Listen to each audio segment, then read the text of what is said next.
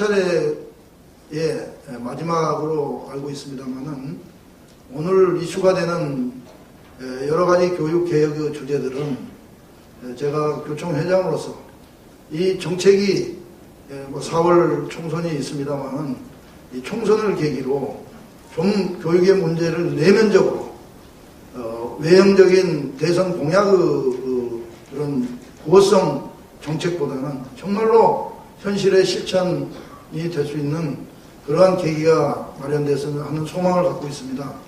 미리 교육의 목표는 올바른 인성, 바른 사회입니다. 신영무 변호사 두 분께 감사의 인사를 드리고 또 중앙대학 부총장까지 하시면서 오늘 사회를 맡고 계신 조갑철 선생님 정말 감사합니다. 한 분 한 분이 너무도 귀한 분이기 때문에 여러분들이 힘을 합치면 모든 사회, 모든 인간한테 이로움을 주는 호익 정신을 그대로 살려내리라. 우리나라는 얼마든지 자부심을 지닌 나라로 세계와 손잡고 평화롭게 살아갈 것이다. 이렇게 확신하고 우리 사회는 유치원도 자율형 유치원이 있습니다. 초등학교도 있습니다. 중고등학교도 있습니다.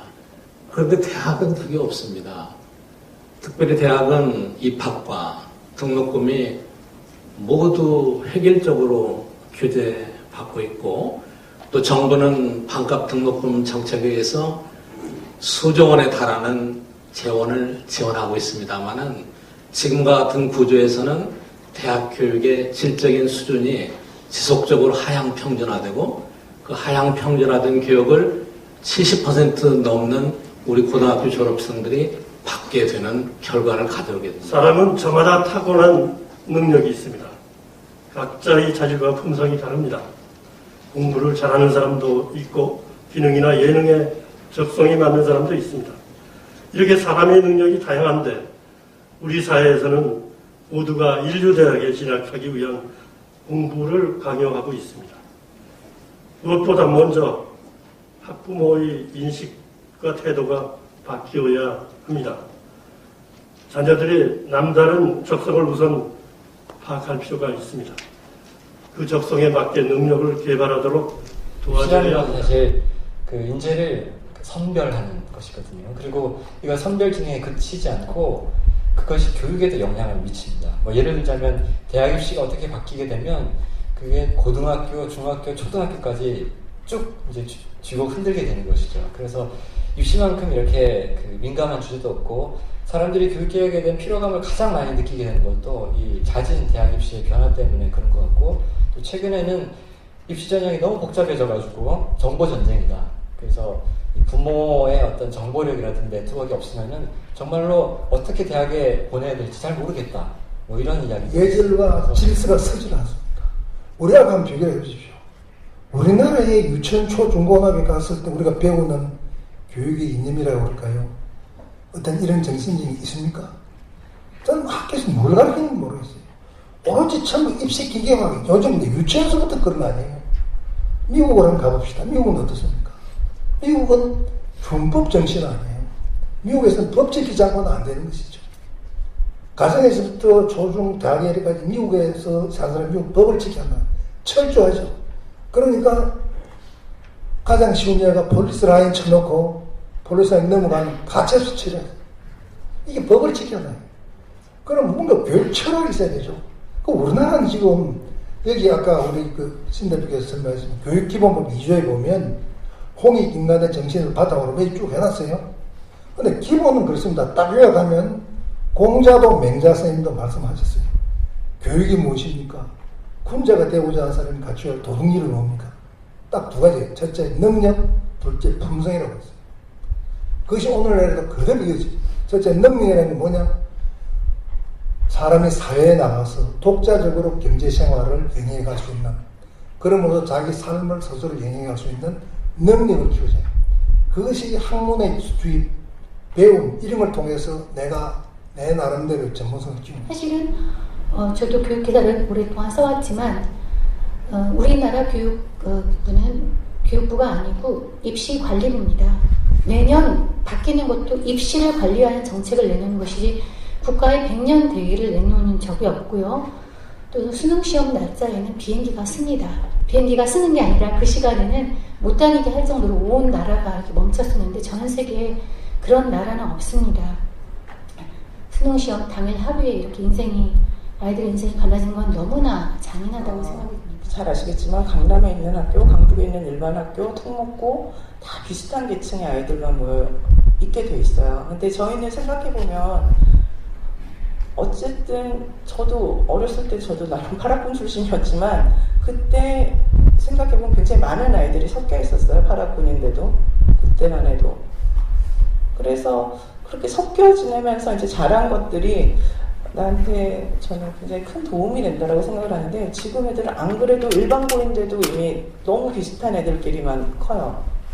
비슷한 애들끼리만 크고 그들이 인맥을 만들고 그들이 사회로 나가고 다 그런 상태인데 만약에 물론 직업교육을 강화하는 학교 이런 필요성들이 있는지에 대해서는 진지하게 검토를 해봐야 되지만 조금 더 늘려야 되는지 학교 자체가 달라지는 문제를 든다면 저는 그런 계층성을 더 강화시키지 않을까라는 우려가 생기고 미국 같은 경우에 지금 대학들이 SAT 점수를 반영을 할 거냐 말 거냐를 가지고 특히 이제 상위권 대학들이 고민을 한다는 얘기 들었는데 그 이면에는 과연 이런 시험이 교육적으로 학생들의 어떤 지적 능력을 향상시키는 도움이 되느냐 마느냐에 대한 진정한 논쟁보다는 이런 것이 있다는 것을 한번 생각해 볼 필요가 있을 것 같습니다. 이것도 제가 이코노미스트에서 어떻게 재정 자립도를 해주겠냐. 첫째, 등록금 자유랍니다. 이 얘기하면 또 뭐 난리 나겠죠. 등록금 반값해야 돼. 너희 막 공무원 주제에 대학은 자유로하자고. 바른 길로 가야 되는 거예요. 사립대학은 등록금을 자유로 해주고 대신에 사립대학의 지구나 등 재정을 전부 모아서 국공립대학에 집중 지원을 해야 합니다. 그래서 공부할 능력과 의학은 있는데 사립대학에 등록금이 비싸니까 못 간 사람은 국공립대학에 와서 들어갈 수 있는 기회를 열어주고 그럼 사립대학은 재정을 등록금만 가지고 됩니까? 제가 얘기합니다. 기업입학제 이전 허용할 때가 됐어요. 옛날에 기업입학제가 그걸 통해서 들어온 자금이 다른 데 횡령이 되고 재단에서 다른 데라고 유용해서 쓰고 이제는 우리나라 발전 단계가 그 단계는 훨씬 넘었습니다. 요즘 어느 사립대학에서 없는 문제거든요. 사실 대통령부터가 저는 자기 중에 아이들 중에 한두 명 정도는 저 대학을 안 보내야 된다고 생각합니다. 국무총리도 자기 애들 중에 한두 명은 안 보내야 생각합니다. 그리고 뭐 교육감 뭐 출마해가지고 뭐 자사고나 특목고 없앤다 하면 자기 애는 집어넣잖아요. 이렇게 자기가 가지고 있는 교육 문제와 사회 전체의 문제에 대해서 또 균열과 딜레마가 있는 것이 문제를 어렵게 하기 때문에 또 이런 자리도 있는 것 같습니다. 왜냐하면 인식을 인식 체계를 좀 바꾸고 이게 생각을 틀을 바꿔가는데 좀 시간이 필요한 문제가 있고 그래서 인식을 바꾸는 데는 이제 우리 같은 언론의 기능도 중요하다고 생각을 하지만 안 된다라는 그런 절박한 문제의식에 부인할 사람 없는 것 같습니다. 지금 이제 나라가 망할 지경인데 아이를 안 낳아서 근데 아이를 안 낳는 가장 첫 번째 이유는 사실 교육입니다. 그래서 지금 또 소수정예의 아이들을 키우기 위해서 일당백을 또 할 수 있는 아이들을 어떻게 키워낼 것인가의 문제가 있기 때문에 교육이 바뀌어야 되고 어떤 인재를 길러놔야 될 거라는 것은 사실 민주적 시민상하고 사실 기업의 인재상하고 지금 통합되는 그 협동적 문제 해결 능력이 중요하다는 것을 우리 다 인식하게 됐고요. 그런 면에서는 좀 실질적인 어떤 데 있어서 합의를 할 수 있는 것을 좀 고쳐나가는 게 필요할 것 같은데 저는 학령 인구가 그러니까 인구가 줄어나가고 있는 것도 대학 구조조정에도 하나의 불가피한 요인이 되지만은 초등등 교육을 바꾸는 데서도 작용할 수 있는 측면이 있다고 이제 대학이었는데 대학을 어떻게 할 것인가. 그런데 저는 진짜로 학생들하고 학부모들의 선택에 맡겼으면 좋겠습니다. 사실은 제가 이해하기로는 아마 이 장관이 그거를 시도를 하셨던 것 같아요. 그런데 이제 다른 여러 가지 고려 요소 때문에 지금 정부 들어와서는 방향이 상당히 바뀌었습니다. 그러면 정부는 그냥 내버려 아무것도 하지 말고 수수방관하고 있어라 그 얘기는 아니고 이제 대학이 문을 닫고 전환을 하고 그러다 보면 여러 가지 이제 그 과도기적인 현상들이 생기겠죠.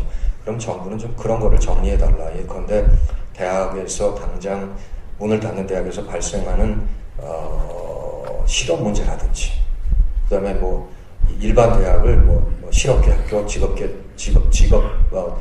준비학교로 이제 전환시키는 그런 문제라든지 그거를 정부가 좀 관리를 해줬으면 좋겠다. 그게 이제 제 바람